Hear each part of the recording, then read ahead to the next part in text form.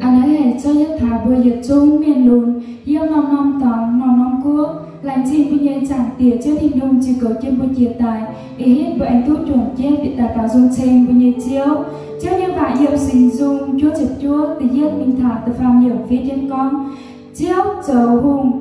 chụp buông mảng phình xin chín nghìn diêm vua tẩy y tào kêu lưu binh bù đồng nhai phẩy buôn đạp bầy chụp đảng tồn chiếu diêm siêu chấu rô nghìn xuống chấu cao rô chiếu mảng phình tao chụp trên mười rô hải chào bộ hòm như buồn nghìn xe trình dành chế nhé bây giờ chiếu thịnh hùng trả kênh rô hải phối thuốc mảng miền trên nhìn giờ bây giờ nhiều chiếu với nai bộ trụ vào dung lồng dành bây giờ khác lồng dành bây giờ hiếu trên bây giờ chiếu thịnh hùng rô hải.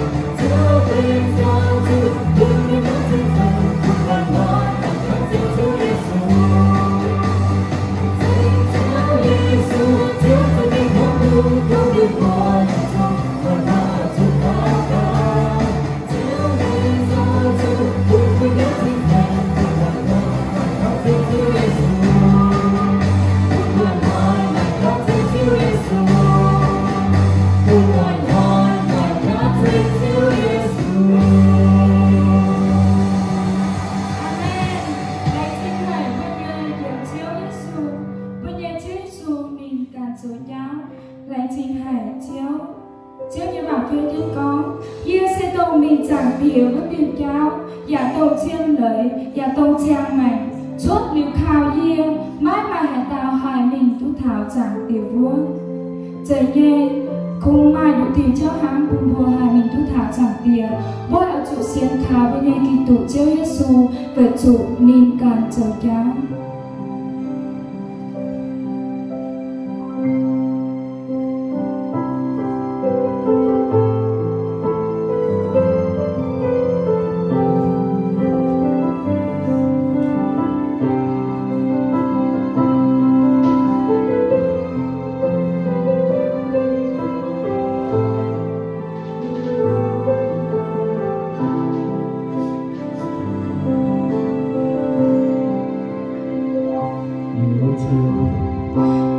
Chiều Giêsu nên con chờ nhau,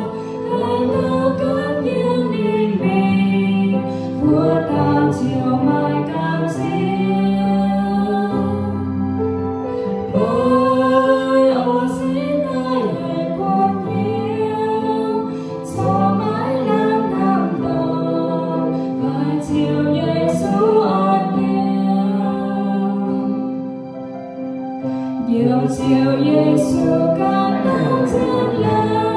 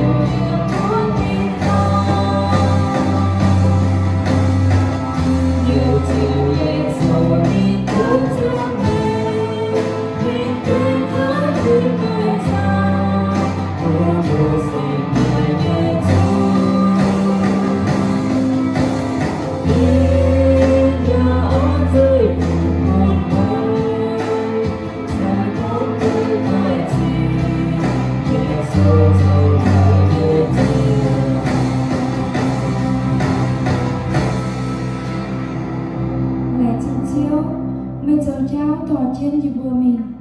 chiếu à, thôi chuyện thôi muốn chia muốn dìa ở con Giêsu mình mai cún nhiều cô phai nhiều hải đào dìa ở chuộng chào chiếu Giêsu mình